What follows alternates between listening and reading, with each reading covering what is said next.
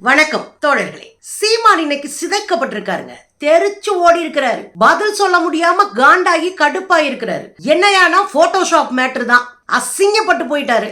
அதோட இந்த நாம் தமிழர் கும்பல் ஓட்டு கேட்டு போனாங்கல்ல, அதான் அந்த சீதாலட்சுமியை உட்கார வச்சு கும்மாங்குத்து குத்தி இருக்க ஒரு பொண்ணு. அவங்க என்ன பண்ணிட்டாங்க, 2 வீலர்ல போனவங்க நிப்பாட்டிட்டு பெரியார பேசிட்டு எங்ககிட்டே வந்து ஓட்டு கேட்பீங்களா அப்படின்னு கேட்டு சும்மா கதற விட்டு இருக்கிறாங்க. அப்புறம் நம்ம அண்ணாத்த எடப்பாடியாரு அவர் போட்ட ஸ்கெட்ச் வேற லெவல்ல. ஆக மொத்தம் ஈரோடு இடைத்தேர்தல் சீமானுக்கு பூட்டுக்குச்சு அப்படின்னு தான் சொல்லலாம். என்ன நடக்குது அப்படின்னா, ஒரு இடைத்தேர்தல் அப்படின்னாலே நாங்கெல்லாம் போட்டியிட மாட்டோம்ன்ற சூழலுக்கு இன்னைக்கு தமிழ்நாடு வந்துருச்சு. இடைத்தேர்தல்ல அதிகாரத்தில் இருப்பவங்க தான் ஜெயிப்பாங்கன்ற மனநிலைக்கு மக்களும் வந்துட்டாங்க. இந்த சூழ்நிலையில தான் வேற யாருமே போட்டி போடல அப்படின்னு தெரிஞ்சுட்டு நான் போட்டி போடுறேன், ஒத்தியா நிப்பேன், நான் தனியா நிப்பேன். நீ தனியா தானே நிக்கிற 13 வருஷமா, ரோட்ல நின்னு தனியா கதற, அப்புறம் எலெக்ஷன்ல தனியா நின்னு கதற. ஆக மொத்தம் தனியா நின்னு கதறதான சீமான் கும்பலுடைய வேலையா போச்சு. அரசியல்ல தெளிவும் நாகரிகமும் கூட்டு முயற்சியும் இருக்கணும். இது எதுவுமே இல்லாம திரள் நிதியில திங்கிற கூட்டங்களுக்கு அரசியல் குறித்து என்ன அறிவு இருக்கும்? இவங்க என்ன வேணாலும் பேசிட்டு தப்பிச்சுக்கலாம் அப்படின்ற சூழலுக்கு வந்துட்டாங்க. யாரு? நாம் தமிழர் கும்பல். பெரியார அவ்வளவு கேடுகட்டத்தனமா இழிவு பண்ணிட்டு ஆதாரத்தை கொடுங்கடானா இன்னைக்கு வரையும் கொடுக்குறானுங்க. சரி, சப்பக்கட்டு கட்டுனா அண்ணாமலை தான் ஆதாரத்தை கொடுப்பாரு. முதல் நாள் பேசி முடிச்சுட்டு இன்னைக்கு நைட்டு நான் கொடுக்குறேன்னாரு, கொடுக்கவே இல்லை. 10 நாள் ஓடி போச்சு. ஆக ஆதாரமே இல்லாத ஒரு விஷயத்தை வேண்டுமென்றே பொய்யாக திரிச்சு கட்டுக்கதைகளை கட்டி விட்டு தமிழ்நாட்டில் அரசியல் பண்ணலாம்னு நினைக்கிற கூட்டத்துக்கு இது ஒரு சாவு மணி சவுக்கடி. பெரியார தொட்டா என்ன ஆகும்னு சீமானுக்கே இப்ப புரிஞ்சிருக்கும்.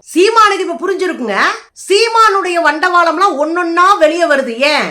பெரியார தொட்ட இடத்துல இருந்து பெரியாரவே தொட்டானா இவன் நம்மால் இல்லை, இவன் நமக்கு துரோகி, சோ இவனை இனி வளர்த்து விடக்கூடாது அப்படின்ற முடிவுக்கு வந்துதான் அமைதியா இருந்த பலரும் சீமான் மேல வைக்கிற கேள்விக்கு சீமான்கிட்ட பதிலே இல்லைங்க. அதுல ஒண்ணுதான் சீமான் மேதக அவர்களோடு நிற்கக்கூடிய அந்த புகைப்படம் வெட்டி ஒட்டப்பட்டது. அந்த புகைப்படமே ஒரு கிராபிக்ஸ், அந்த புகைப்படமே ஒரு எடிட்டர் வெர்ஷனு அப்படின்னு வெளிப்படையா போட அது பெரிய பரபரப்பை ஏற்படுத்துச்சு. கடந்த 3 நாளா முக்கிக்கிட்டு உட்கார்ந்து அவர் எடுத்த பல போட்டோக்களை போட்டு பாருங்கள்ன்றாங்க. என்ன கேள்வி? ஆளு பிரபாகரன் அவர்களோடு போட்டோ எடுத்தானா? அதான் கேள்வி. அதுக்கு பதில் கிடையாது. என்னென்னமோ பேசுறானுங்க. அப்படிதான் பெரியாரை பற்றி பேசுனதுக்கு ஆதாரம் கிடைக்கல. ஆதாரம் கிடைக்கலன்னு தெருவுல போற சல்லிப்பயில்கள் எழுதுனதெல்லாம் தூக்கிட்டு வந்து ஆதாரம் போடுறான். பெரியார் சொன்னதுக்கு ஆதாரம் இங்கே அப்படின்னு கேட்டப்போ முழுகிறானுங்க. அதான் இங்கேயும் நடந்து போச்சு. மொத்தமா சீமான் குறித்த அத்தனை கேடுகட்டத்தனமும் மொத்தமா வெளியே வந்துருச்சுங்க. இது இன்னைக்கு பத்திரிகையாளர் சந்திப்பு நடத்தினாரு நம்ம அண்ணாத்த. அங்க பிரச்சாரத்துக்கு போயிருப்பாரு போல இருக்கு. அங்க பத்திரிகையாளர் சந்திக்கிறாங்க அப்படின்னு உடனே அங்க பல கேள்விகள் கேட்கப்பட்டது. டப்புனு ஒரு தம்பி இந்த கேள்வியை போட்டாம் பாருங்க. என்ன தெரியுமா? ஏன்னா நீங்களும் பிரபாகரன் அவர்களும் நிக்கிற போட்டோ எடிட்டர்ன்னு சொல்றாங்களேனே, அதை விடு தம்பி. அதை விடு தம்பி. என்னது? அதை விடு தம்பி. அப்ப எல்லா அயோக்கியத்தனமும் திருட்டுத்தனமும் பண்ணிவிட்டு அப்படி நசுக்குனாப்புல அரசியல் பண்ணி 15 வருஷமா ஊராஞ்சத்தை கொள்ளையடிச்சு தின்ன ஒரு திண்ணி கும்பல் தான் இந்த கும்பல். திரள் நிதி திண்ணி கும்பல். புரியுதுங்களா? அப்ப இந்த போட்டோ உண்மை அப்படின்னா இந்நேரம் கர்ச்சிச்சிருப்பாரு அண்ணன், நெஞ்ச நிமித்திக்கிட்டு டாய் அப்படின்னு இருப்பாரு. இல்ல, எடிட்டர் வெர்ஷனை. அதனாலதான் எடிட்டர் போட்டோவுக்கு உட்கார்ந்து கதறிட்டு இருக்காரு சீமான் கும்பலும் சீமானும்.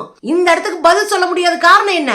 ஏன்னா அது உண்மை என்பதால் பதில் சொல்ல முடியல. பாருங்களேன். ஆனா அண்ணன் பிரபாகரன் நின்னுட்டு இந்த ஒரு போட்டோ வந்து எடிட் செய்யப்படுது ஒரு வந்துருச்சு.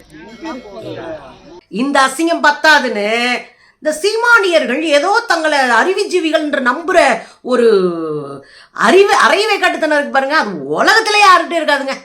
நிறைய படிக்கிற நாமளே நம்மள அறிவுஜீவிகள் சொல்லிக்கிட்டது கிடையாது. நாமளே என்ன மாதிரி ஒரு ஆளை உலகத்துல பார்க்க முடியுமா அப்படின்னு சொல்ல மாட்டோம்.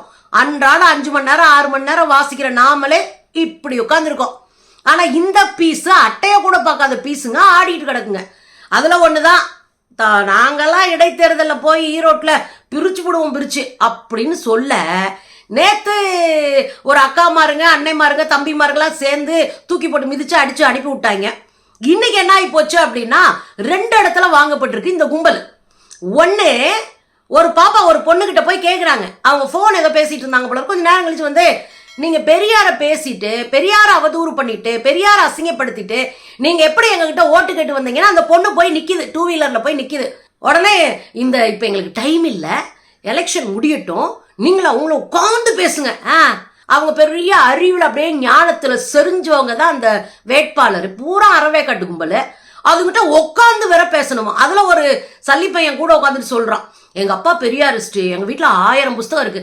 1000 புஸ்தகத்துல ஒரு உண்மையை உன்னால கொண்டு வந்து சேர்க்க முடியல. அந்த 1000 புஸ்தகத்துல 5 பக்கம் படிச்சிருந்தா கூட நீ மனுஷனா இருந்திருப்பீல. சீமானுக்கு ஒரு பெண்களை சுரண்டி கொழுக்கிற ஒரு கும்பலுக்கு, அடுத்தவனுடைய உழைப்புல வயிறு வளர்க்கிற ஒரு கும்பலுக்கு எப்படி ஜால்ரா போட முடியும்? நீ உங்க அப்பா தீக்கானா நீ எப்படா ஜால்ரா போட முடியும்? அந்த அறிவு உனக்கு வந்திருக்கணுமே, இல்லையே. அப்பயே நீ உருட்டுறன்னு அர்த்தம். புரியுதுங்களா? ஆக எப்படியா ஈரோட்ல வந்து உட்காந்துக்கிட்டு, அது ஈரோடு கிழக்குல வந்து உட்காந்துக்கிட்டு பெரியார கேவலப்படுத்திட்டு போவாங்க, நாங்க உங்களுக்கு புசுக்குன்னு ஓட்டு தூக்கி போட்டுருவோமா அப்படின்னு பிரிச்சு விட்டது பாருங்களேன். யாரா இருந்தாலும் என்னோட கருத்து நான் கேட்கிறேன். என்னோட கருத்து நான் கேட்கிறேன். நாள் வந்து குறைவா இருக்குங்க. இவருங்க பிடிக்கிட்டோம், நீங்க 2 பேரும் உட்கார்ந்து பேசுங்க, வீட்டுக்கு வாங்க, நாங்க வீட்டுக்கு வர்றோம், இது குறித்து முழு விவாதம் பண்ணிடலாம். சரி, இங்கதான் அப்படின்னா இன்னொரு இடத்துக்கு ஓட்டு கேட்டு போறாங்க. அங்க இருக்கிறது யாருடான்னா நம்ம எடப்பாடியாருடைய தம்பி, அதிமுக காரரு ஒரு அண்ணன். அவர்கிட்ட போய் நின்று கேட்கிறாங்க, எங்களுக்கு ஓட்டு போடுங்க. நான் உரிமையோடு கேட்கிறேன். நானும் நேத்துல இருந்து பாக்குறேன், என்ன உரிமை? தமிழ்நாட்டை நாசமாக்குன ஒரு கும்பலுக்கிட்ட என்ன உரிமைன்னு கேட்கிறேன். நாங்க யாரு உனக்கு? எங்கள் இனத்தை, எங்கள் மொழியை, எங்கள் போராட்ட தலைவர்களை, எங்கள் இனத்தினுடைய வழிகாட்டிகளை கேடுகட்டத்தனமா கேவலப்படுத்தி அவதூறு பிரச்சாரம் பண்ணி ஓட்டு பொறுக்கி அதுல கும்பலா உட்காந்து தின்னணும்னு நினைக்கிறேன். நீங்க யார்? எங்களுக்கு என்ன உரிமையோட நீங்க கேக்குறீங்க சொல்லுங்க. அந்த அணையிட்டே போய் கேட்கிறாங்க, உரிமையோடு கேட்கிறேன். அந்த அண்ணன் தெளிவா பேசிட்டார், யார் வேணாலும் வந்து ஓட்டு கேளுங்க, அது பிரச்சனை கிடையாது. ஆனா எங்க தலைவர், தமிழ்நாட்டினுடைய முதலமைச்சராக இருந்த எங்க தலைவர் எடப்பாடியார் சொல்லிட்டாரு, இந்த தேர்தலை நாங்கள் புறக்கணிக்கிறோம் சொல்லிட்டாரு. சோ நாங்க யாருக்கும் ஓட்டு போட மாட்டோம், அதனால நீங்க கிளம்புமா அப்படின்னு அந்த அண்ணன் ஒரு குண்டை தூக்கி போட. ரொம்ப அசிங்கமா போச்சு குமாரு, பாருங்களேன். எங்க தலைவர் வந்துங்க புறக்கணிச்சிருக்காரு எங்க எடப்பாடியார். உரிமையோட கேக்குறீங்க. எங்களுடைய ஜனநாயக பிரகாரம் முன்னாள் முதலமைச்சர், எதிர்கட்சி தலைவர் அவரு புறக்கணிக்கிறதுனால நாங்க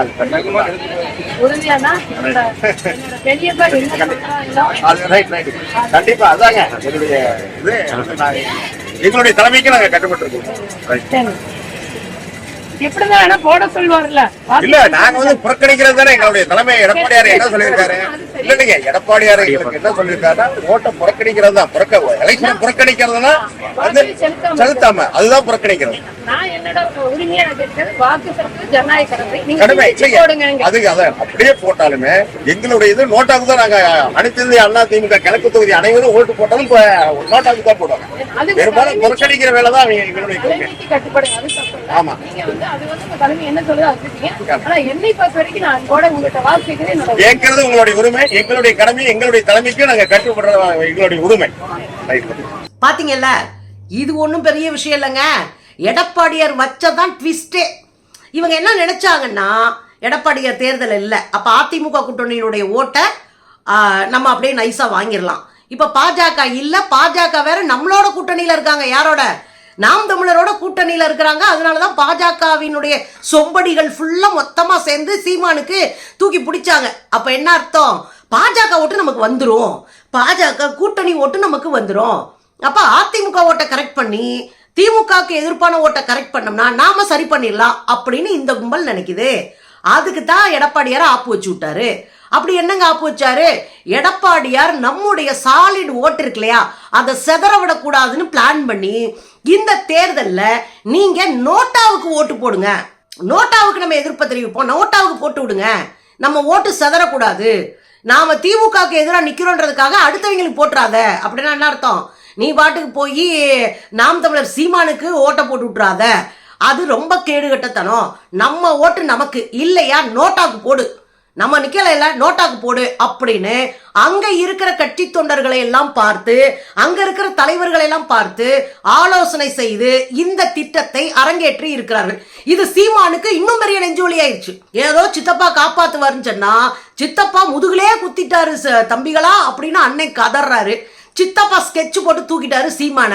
அவ்வளவுதான், போ கிளம்பு கிளம்பு, காத்து வரட்டும் அப்படின்னு போன முறை ஒரு தொகுதின்னு வச்சுக்கிட்டோம்னா ஒரு 6% ஓட்டு தக்கி முக்கி வாங்குச்சு இந்த கும்பல். இந்த முறை தீர்மானம் தெரியலையே. ஆக சீமானியர்களை சித்தப்பாமார்களும் சேர்ந்து மிதிச்சிட்டாங்களேன்றதான் அவங்களுக்கு இருக்கிற மிகப்பெரிய கோபம். இதுக்கெல்லாம் நடுவுல சீமான் வாய்க்கொழுப்பை நிறுத்தாத வரையும் சீமான் மக்களால் புறக்கணிக்கப்படுவார். ஏன் இதை சொல்றேன் அப்படின்னா, இன்னைக்கு அந்த பேட்டியில அவ்வளவு கேடுகட்டத்தனமா ஒரு விஷயத்த பதிவு பண்ணியிருக்காரு. அது என்ன? மாட்டு பாலை குடிச்சா அது இடைச்சாதியம், மாட்டு பாலை குடிக்கிறவங்க இடைச்சாதி, மாட்டு கறிதுன்றவன் கீழ்சாதியம். நீ தலைவனா இருக்கிற தகுதி இருக்கா தக்குரி அப்படின்னு தான் கேட்கணும். இந்த தக்குரி மாட்டு பால் சாப்பிட்றவன் இடைசாதி, மாட்டு கறி திங்கிறவன் கீழ்சாதியம். மாட்டுக்கறி உழைக்கிற மக்களினுடைய உணவு. 2வது உலகத்தில் அதிகமாக உண்ணப்படுகிற உணவும் மாட்டுக்கறி தான். 3வது கேரளா மாதிரியான கன்னியாகுமரி மாதிரியான பகுதிகளில் அனைத்து சாதியினரும் உண்ணக்கூடிய உணவும் இந்த மாட்டுக்கறி தான். தமிழ்நாட்டில் பிற்படுத்தப்பட்ட மக்களும் மிகவும் பிற்படுத்தப்பட்டவர்களும் தலித்துகளும் பழங்குடிகளும் பெரிய அளவில் சாப்பிட்ற உணவா இன்றைக்கு மாறி இருப்பது மாட்டுக்கறி தான். அது குறிப்பா சனாதன கும்பல் உட்காந்துட்டு மாடு மாடுன்னு பேசினதுக்கு அப்புறம் தான் நாங்கள்லாம் மாட்டுக்கறியை போட்டு தாக்கிக்கிட்டு இருக்கோம். நல்லா சாப்பிடுவோம், நாங்கள் மாட்டை வளர்ப்போம், அடிச்சு சாப்பிடுவோம், இதுல எங்களுக்கு எந்த பிரச்சனையும் இல்லை.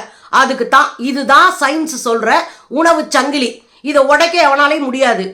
இதை பேச வந்த அந்த கூமுட்டை சீமான் கொஞ்சம் கூட கூச்ச நாச்சை இல்லாம மாட்டுக்கறி தின்றவன் கீழ் சாதினா. போன முறை இதே தேர்தல்ல தான் அருந்ததியர்கள்லாம் வந்தேரிகள்னு சொல்லிட்டு செருப்படி வாங்கினா, இந்த முறை வரையும் செருப்படி வாங்கினா.